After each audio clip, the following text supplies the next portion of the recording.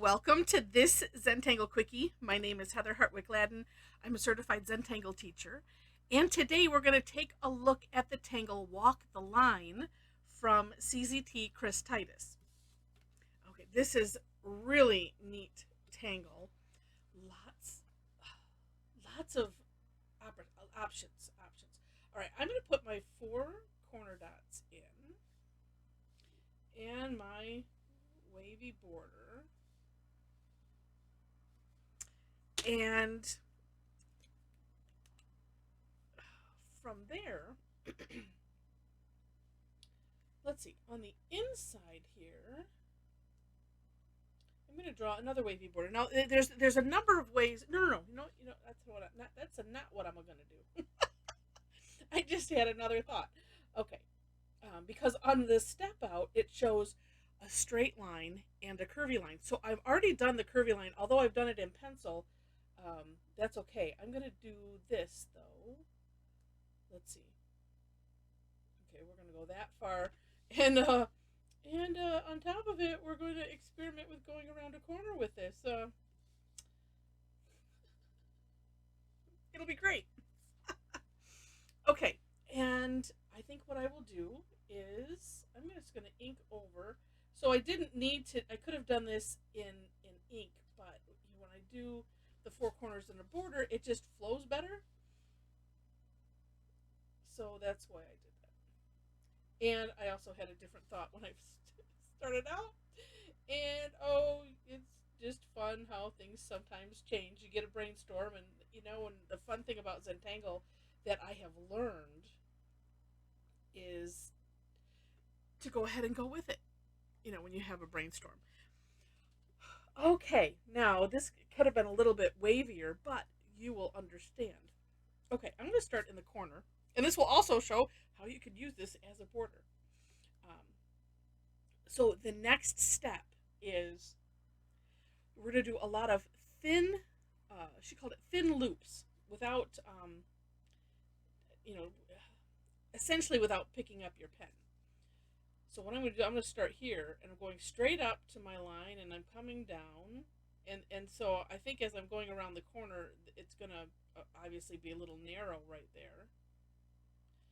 But what I'm doing is we're just going straight back up, and they don't have to be pretty.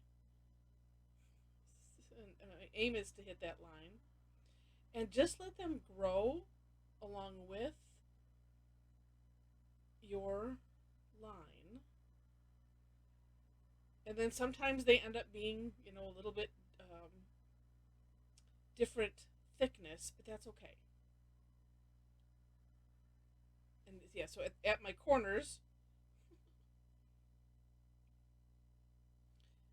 I am coming up and going down.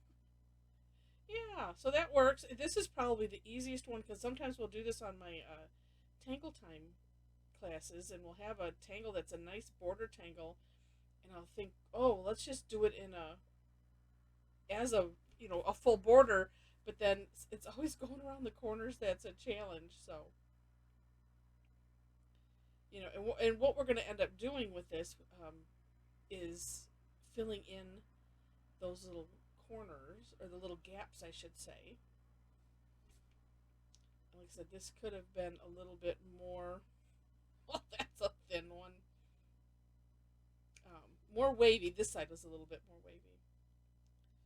But you know what? Either way, it's just kind of neat. And of course, you can pick up your pen, but I like the idea of just continuing. And too, you could change the height. Well, sometimes because I just will miss.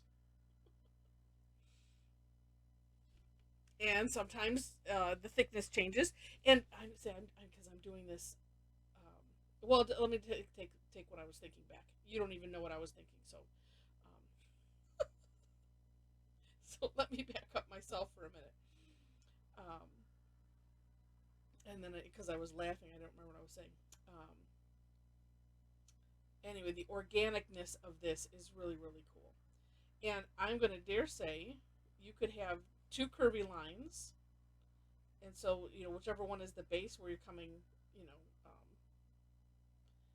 that you're landing on, that could be curvy as well. And if you take a look at Chris's work on the For More Inspiration link, you will see that. Oh, that's what I was going to say. As my hand kind of got tired, because I'm doing a long distance, just make sure to breathe. I mean, that's kind of part of the Zentangle method. Breathe, and if you're doing something that's a little bit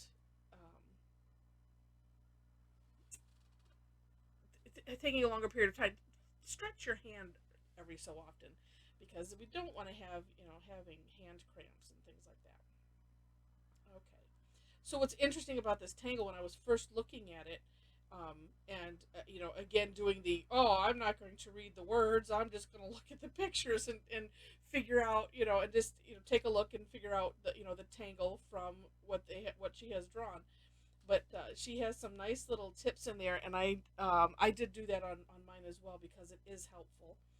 We just people, well, not people like me, I just sometimes need to slow down, read, and I am going to fill in this little gap. So if I have a little gap, I'm just filling in all of the little crevices here.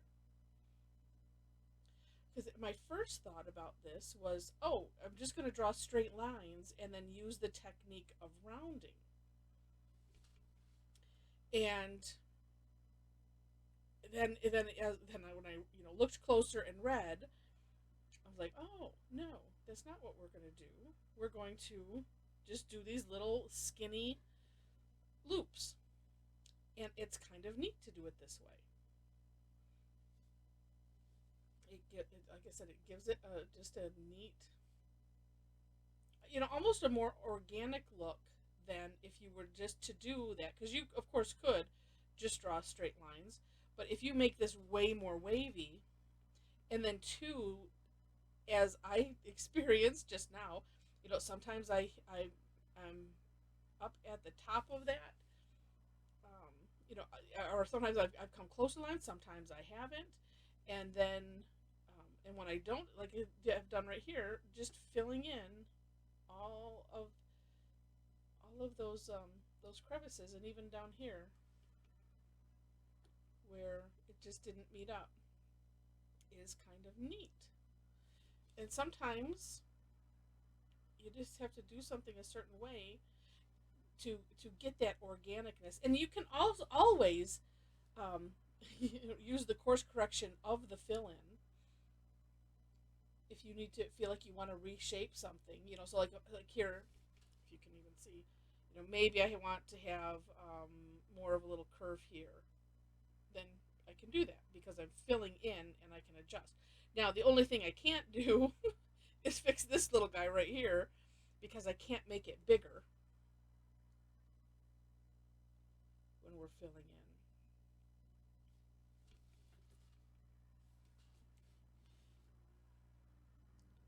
in. And what's neat about this is, I just realized, I'm pulling my thing in my lap. Because that sometimes happens when we get into it. Just like when we fill in with a lot of other things, like when we do tipple, which are little orbs, if you're not familiar. There's some other tangles that we fill in behind print humps, poke root, poke leaf, and it always makes the tangle pop. And then having fairly recently, it seems like we had a lot of tangles where we were using this concept of rounding, and it just finishes things off nicely. And so this, we're kind of getting both of those. And what's neat, so looking at kind of what I've done versus what I haven't, it just has a really, really neat look. And like I said, it'll look organic, and and you can have fun with it. So so this creates a nice border, or you can do this in any shape, even a spiral. Chris shows on the For More Inspiration link. Doing it in a spiral. Your imagination is your only limitation. So I encourage you to take a look at that. And while I finish this up, I will do my normal spiel that is at the end, I suppose. And then we'll throw some probably throw some shading in here. So I hope you like this. I'll wait for that one at the end. If you are interested in and haven't done so yet in taking some online classes or just experiencing Zentangle online live with other people, um, I do classes every week. Um, Thursday is the most fun day, and I would encourage you, if you want to start there because it's free. I do 2 sessions. I'm in Michigan, so I do them at 11 a.m. and 7 p.m. my time. And we've been doing these for a good couple years now, and it's so much fun. Well, I'll take a tangle like this, and I'll say, okay, here it is. And my mother gets on, and because she's also a CZT, and like I said, we have a lot of fun exploring the tangle, thinking, oh, well, what else can we do with it? Don't know. And then at the end, we do the big reveal for those that want to show their work, and it is always absolutely amazing. So with this, some shading thoughts. Let's see. I'm just going to put some right here, right in, because I'll probably end up doing something else in the center here. I don't know what yet.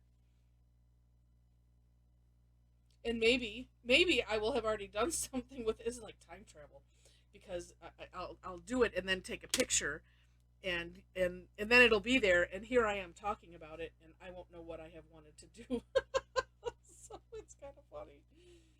All right, so I'm just gonna spread this up a little bit, and so this is going to create, as you can see. So this is what's fun too. When you're playing with shading, try this where you like either do parts or take pictures as you go, because it's so fun to see. Well, actually, if I hadn't put the graphite there yet, you can see how this one is curving a bit, and I could probably go a little darker. Let's just try, or dim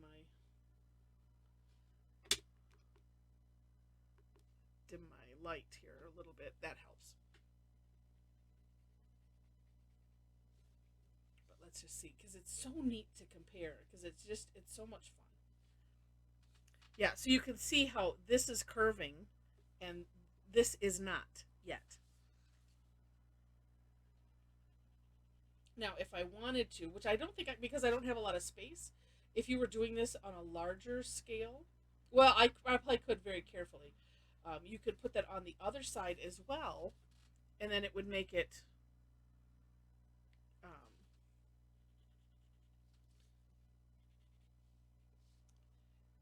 it would make it look so that way it's really curving, not just like this is flat and curving in. So it depends on the look you want to go for, but it's really neat.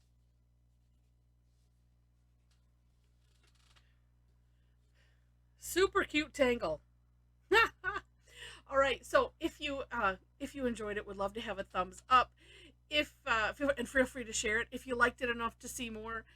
Would love to have you be a subscriber to the channel. Of course, that is free. And I already mentioned the classes and things. Would love to have you join us. And with all that said, thanks again for watching and having fun with me. And I wish you happy tangling.